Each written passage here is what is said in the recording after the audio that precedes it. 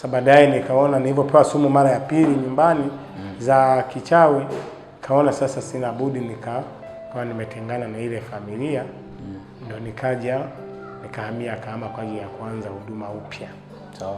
Ambapo ndo mpaka maisha yakaendelea hivyo ya taabu. Ya dawa, maana dawa niliambiwa inatakana nazipata zile dawa. Ni kweli zile dawa zina gharama kubwa. Zina gharama ya 220,000 ndio kwa kila mwezi. Sawa. Nilijaribu kupambana kwa hali yangu, maana uwezo nililemaa jumla mguu na macho, siwezi kuona, siwezi kujishusha kitu, siwezi kufanya kazi yoyote. Ila nikaendelea kumtumikia Mungu hivyo. Basi nikawa ninakosa zile dawa ambazo ndo ninazoendelea nazo, zitumie mpaka kwa hali nilionayo sasa. Kwa hiyo baada ya fuvu kusimama hapa alikurudia kujengeka. Kusikilingana na dawa ambavyo nazikosa. Lilisimama, kwa hiyo sehemu nyingine ni wazi, ni chuma ambacho kinachotembea mpaka leo ninachotembea nacho. Okay. Kwa hiyo hayo ndio mambo ambayo yalinikuta mpaka hivi sasa ninatembelea kwenye hayo majaribu. Kwa namna hiyo. Sawa, naishi kwa mfano kwenye hizo dawa ambazo unazitumia, ni dawa ambazo unatakiwa uzitumie kila baada ya muda gani? Yani zenyewe ni kila mwezi. Niliambiwa mpaka fuvu litakapounganikana likatimia likawa kamili. Na wao walikwambia ukitumia hizo dawa mfululizo ni muda gani fuvu linaweza kuwa limeunganika? Kwa spidi kuanzia mwaka 2019 nilifanya operation mpaka 2020 lilikuwa limeshajengeka hii sehemu. Ambapo mtu akipaona kigusa kuna tofauti. Hapa ni panabondeka, ni kama tikiti maji. Yaani panabonyea poti. Ila hapa naweza nikapagusa. Kwa sababu ni chuma ambacho kimeshajengewa ndani. Ndio. Ila hapa kwa juu ni hamna, pako wazi. Geuka kwa hivi kidogo, kwa pembeni kidogo. Hiyo alama hiyo ndio alama ya walipochana. Wakati nafunguliwa kichwa. Na maana kuanzia hapa mpaka hapa walipoishia. Kuja upande. Poti hiki mpaka upande ni chuma hiki. Na hapo palipobonyea? Hapa ndio ambapo bado hamna kitu, pako wazi. Mpaka sasa? Mpaka sasa. Ni pagumu palaini? Ni paraini. Ukipagusa panabonyea poti hapa. Hapa. Sawa. Sasa tangu kipindi hiko ni kwa muda gani ulikuwa unakosa hizo dawa? Kuanzia 2021 zilikuwa zimekuja zikawa za shida. Kwa maana ya huduma pale kanisa, baada ya kuwa wameleta shida kanisa nikalikabidhi, nikatoka kuja kuanzisha huku, nimekuwa nikizipata kwa shida. Sawa. Ambavyo sasa hali imekuja kuwa tofauti. Niliziona zile dawa zina umuhimu fulani kwa sababu ziliniongezea uzito wa kufanya kazi ya Mungu, lakini kwa sasa inatokea matatizo mengine ambayo ni magumu kwangu. Sasa yanaweza akanipelekea mambo makubwa sana kwangu nisipopata wepesi wa hilo. Sawa. Na ulikuja kuanzisha huduma hapa Kahama. Umefanikiwa kiwango gani au hujafanikiwa kwa kiasi gani? Nilikuja kuanzisha huduma Kahama. Ninamshukuru Mungu, nilikuja nikapokelewa na watumishi wa Mungu.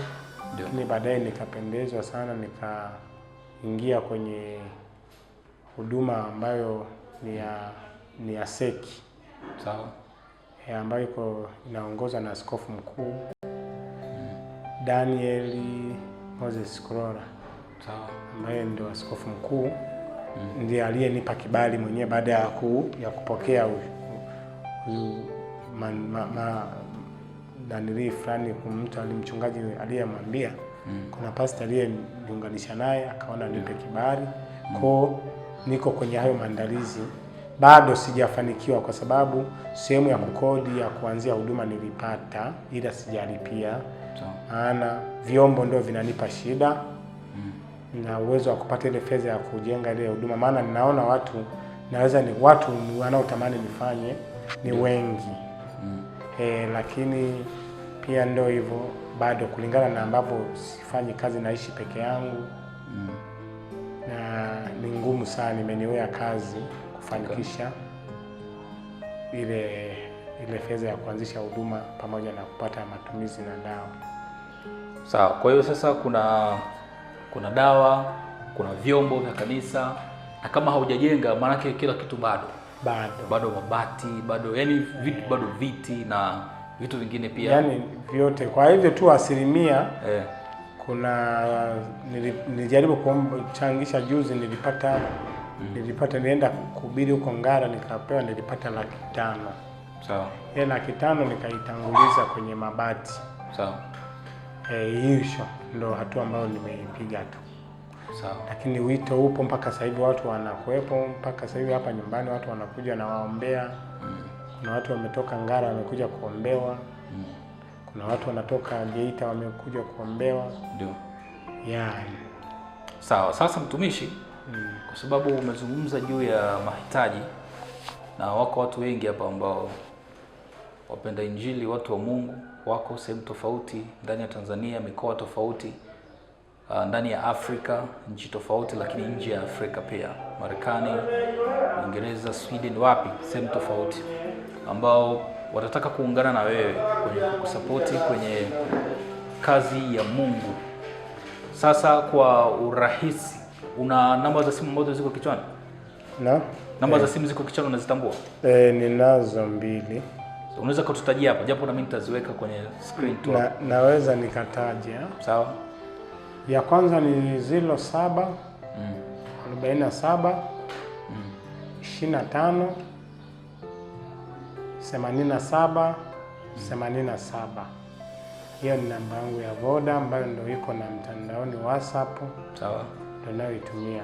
Sawa. Ipo nyingine ya Teli 07 84 54 70 mwisho inakuja 78. I'm sorry, nimekosea. Ni 07 84 54 90. Okay. 78. Sawa. Hiyo ni ya Airtel. Basi mimi nitaziweka kwenye screen, kwenye video hapo. Kwa hiyo utaziona na utampigia mtumishi. Pia kuna wale ambao wako wanahitaji maombi na vitu mbalimbali pia. Nafikiri pia wanaweza kukupigia kwa ajili ya maombi pia, na kama mtu anataka kufika hapa. Na hapo ulipo kwa urahisi ni sehemu gani ndani ya Kahama? Hapa niko Kahama, mtaa wa Shunu. Maarufu sehemu ka barabara nilikopo ni Lunduno. Ni rahisi sana kwa sababu mpaka sasa hivi niko kwenye maombi, kuna watu nawaombea, ingawa natokea na matatizo ya kupoteza fahamu na kumbukumbu kulingana na kukosefu wa hizo dawa. Ndio. Ila kuna watu nimewapokea, kuna wengine wanatoka nje ya mikoa hii ya mkoa wa Shinyanga. Na juzi nilikuwa na mtu ametoka Mbeya. Wengi wamemuona Mungu na shuhuda zipo. Ndio. Wamepona, lakini kwa sababu mimi huwa nina Mungu unaponiambia unahitaji ya kuombea. Wapo watu ambao mpaka nimuulize Mungu, ninamuuliza Mungu atapona ama hatapona. Kwa na kuombea nikiwa na kibali. Sawa. Na asilimia kubwa napenda kusaidia watu ambao wamemwamini Kristo. Kwa sababu kuamini Kristo ni njia ya uponyaji mojawapo. Nyepesi sana. Au